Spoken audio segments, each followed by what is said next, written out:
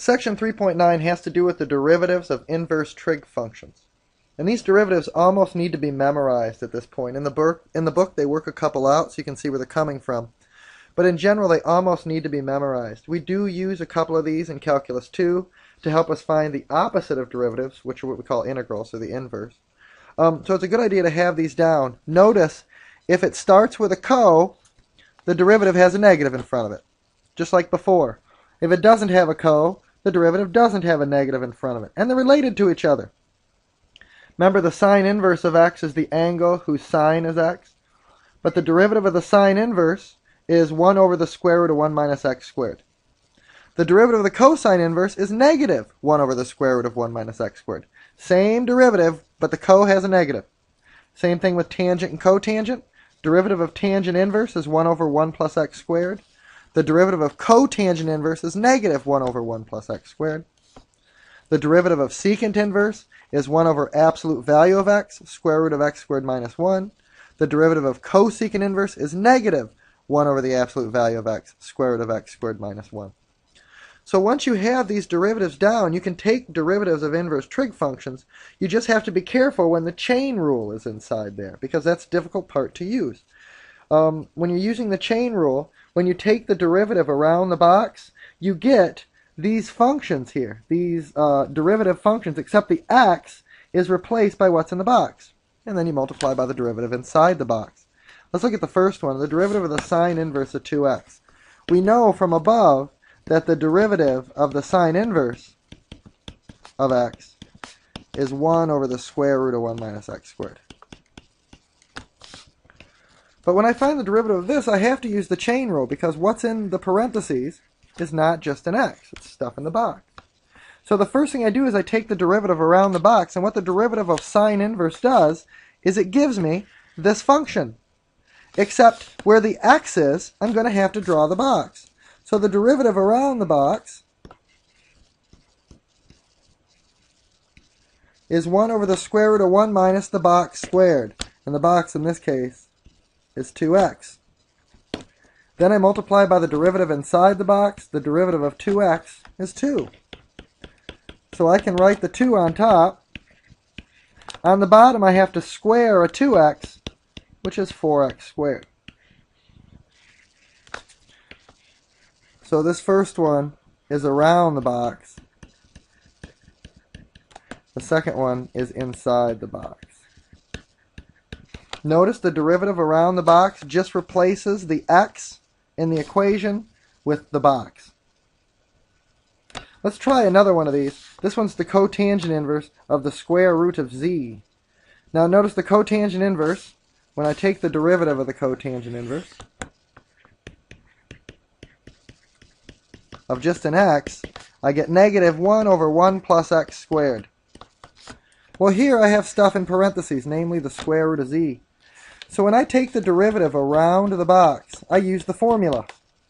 Negative 1 over 1 plus, but instead of squaring the x, I square the box. Notice in the box, I have the square root of z. That's the derivative around the box.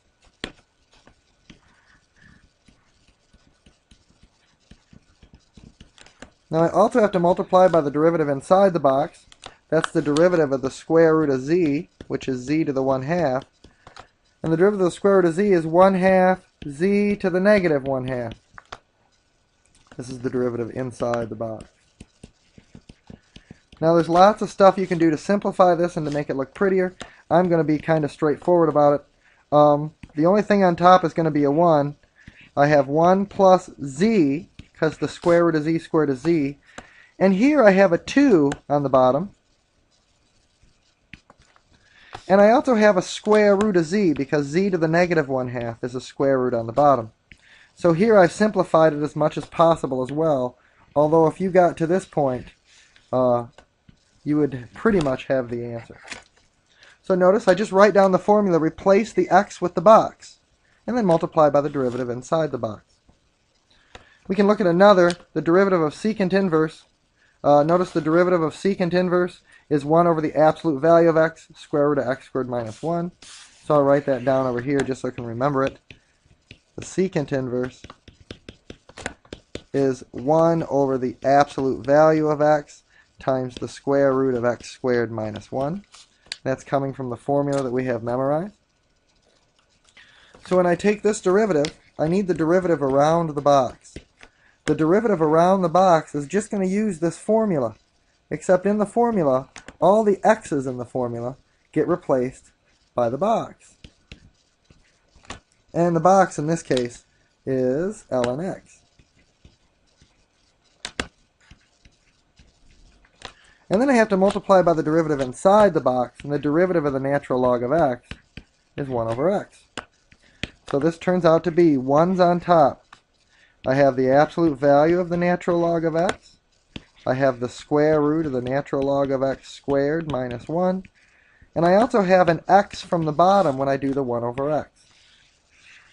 So again, both of these would be full credit, although the one furthest to the right is the most simplified.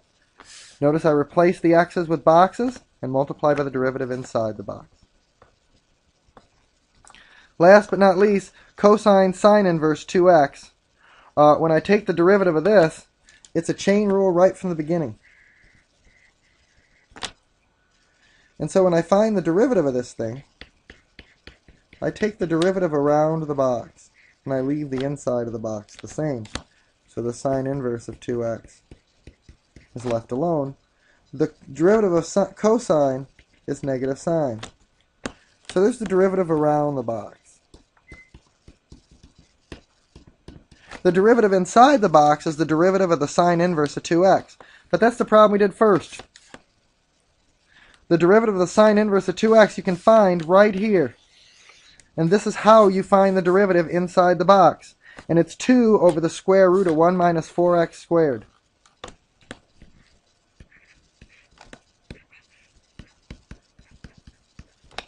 This is inside the box. So my f prime of x, my derivative, if I want to simplify it a little bit, works out to be negative 2 sine of the sine inverse of 2x.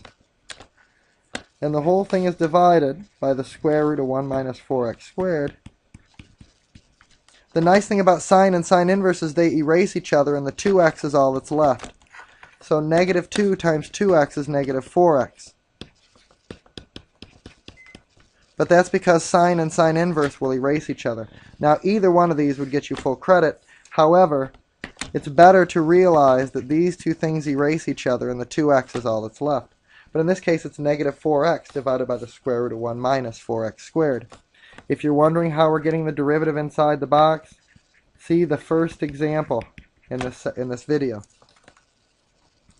So the last one has to do with how you can find the derivatives of an inverse at a point. And what this says is if f is a differentiable function with an inverse, and you can find the inverse at a certain point, you can find the derivative at a certain point, then the derivative of the inverse at that point is the reciprocal, 1 over that derivative. So if I want to find the derivative of the inverse, I can find the derivative of the function and do 1 over that, and that'll give me the derivative of the inverse. So for these next two examples, we're going to find the derivative of the inverse at the point, but we're going to do it using this trick. So if I want to find the derivative of f of x, it turns out to be the number 3. Derivative of 3x is 3, the derivative of 4 is 0. So if I want to find the derivative of the inverse at this point, then it's the reciprocal of that, which is 1/3.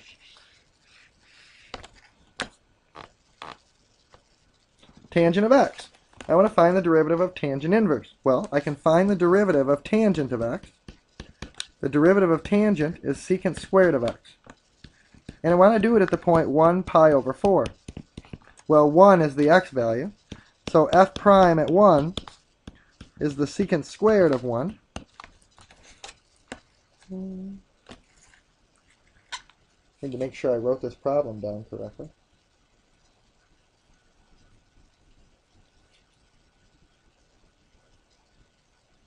Yeah. It turns out to be the secant squared of 1, which if you type it into your calculator, make sure you're in radian mode because that 1 stands for radians. But the secant squared of 1 is 1 over the cosine squared of 1.